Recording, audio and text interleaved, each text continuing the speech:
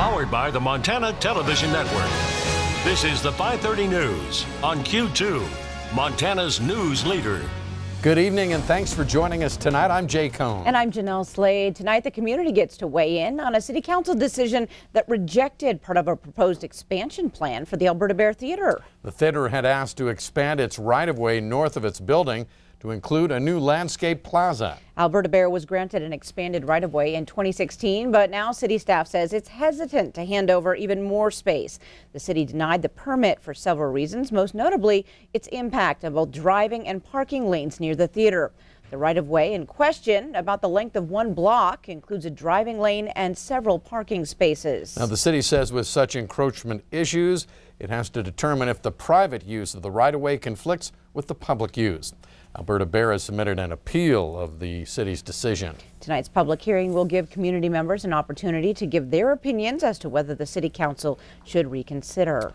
The Montana Highway Patrol's final report on a fatal crash that killed a North Dakota family of 4 on Thanksgiving Day says that speed was likely a factor in the accident. Anthony and Chelsea Dean have been traveling from Idaho to Ekalaka, Montana with their 2 young daughters. The Highway Patrol says the family's SUV with a car trailer in tow traveled into the median for a distance before going airborne and finally striking a concrete bridge support pillar.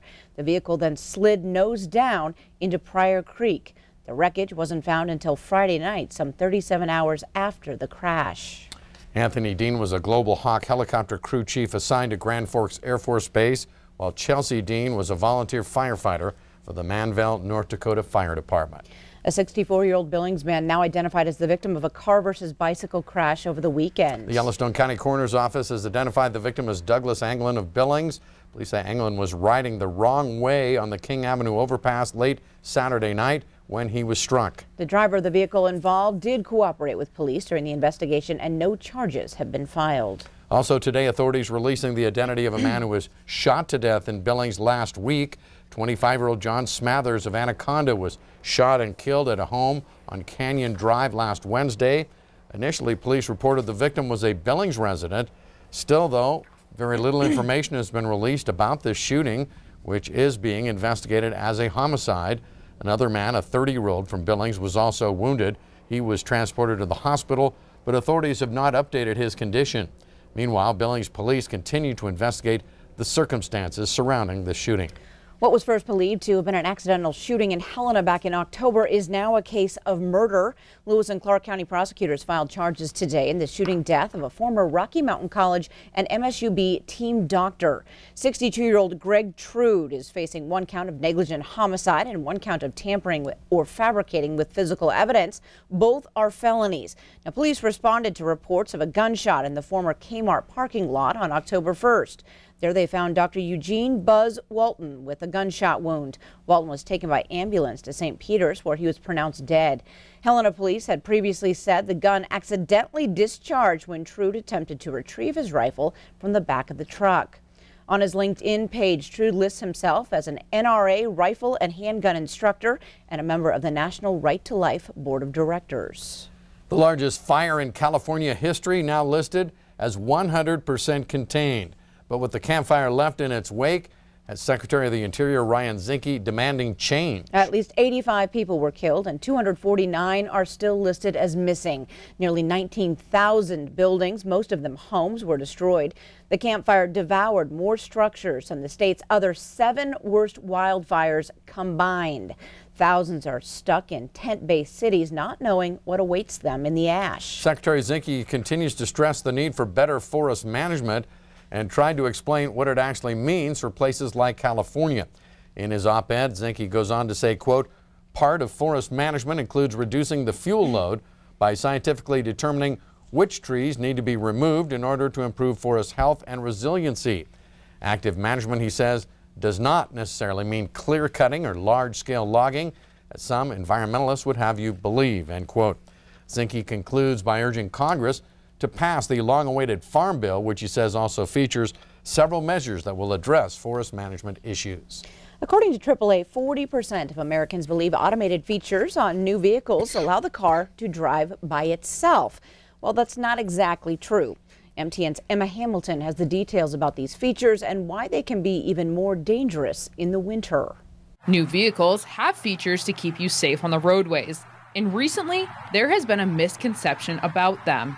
This car has what they call adaptive cruise control, which is a safety factor. It has side warning, it's all safety. Front and backup cameras. So these cars don't drive themselves. The features that they put in them is to keep you safe. While these features in new cars are excellent for safety, it doesn't mean you can pay less attention to the road. And they do, in fact, keep you safe. This technology saved Kaiser's wife and sister-in-law. Her and her sister are coming back from Helena. They're out by Wheat, Montana, went up over a hill, 65 miles an hour, went over the top. There's 16 deer in the road. Before my sister-in-law could hit the brakes, they stopped. With winter upon us, no matter what technology your car may have, the roadways become much more dangerous. Montana Highway Patrol responds to several accidents due to the poor road conditions and drivers using cruise control. And it's because we are over-dependent on the technology of these cars. A lot of people set their cruise control, and you know, whether they're looking down at the radio or they're looking at the mountains or the scenery or anything like that, bad road conditions can sneak up on you. It can go from bare, dry roads in the sunlight to a sheet of ice in the shade. Technology does indeed make our lives easier, but new vehicles do not drive themselves. Don't be over-dependent on the technology. It's easy with the lane adjustments and the cruise controls and all that stuff. It's definitely pay attention to the road and the conditions and speed. I mean, slow down. People really need to give themselves more time to get to their destinations. The following distance between the car in front of you drastically needs to increase, especially on icy roadways. In Bozeman, Emma Hamilton, MTN News. Self-driving cars have been tested by ride-sharing services like Uber and have been blamed for at least one death. Well, the general big game season for deer and elk ended Sunday, but there is still opportunities for hunters to fill their tags this year. For the past 3 years, Montana has used shoulder seasons to help reduce elk populations in specific areas that are considered overpopulated. Now, a shoulder season is defined as the season that occurs outside of the 5-week general firearm and archery season. Shoulder seasons are also performance-based. That means that certain criteria for timing and the number of animals harvested must be met. Now, most shoulder seasons focus on antlerless elk, which are primarily found on private land. Hunters need to make sure, though, they're aware of special regulations in effect for each of the hunting districts involved. We know that we're not going to be able to get populations to objective without the cooperation of Fish, Wildlife and Parks, in cooperation with landowners, in cooperation with hunters. So we're all in this together. Fish, Wildlife and Parks also encouraging hunters to make sure to connect early with landowners. The agency points out it is illegal to hunt on private land without landowner permission. Coming up on tonight's 5:30 News, 16 years ago, Billings teachers traded pencils for picket lines as they fought for pay. We'll take a look back. And later in sports tonight, sad news about a former Grizzly great who's left quite a big legacy in Missoula. And coming up in weather, well, it looks like we have another storm brewing out of the western half of the country. What will it mean for you? We'll tell you what it means, and also how much snow did we get this weekend? We'll have the totals coming up in a few more minutes. You're watching MTN News with Jay Cohn and Jeanelle Slade. Storm Tracker weather with Bob McGuire and sports with Scott Green. This is the 5:30 News on Q2, Montana's news leader.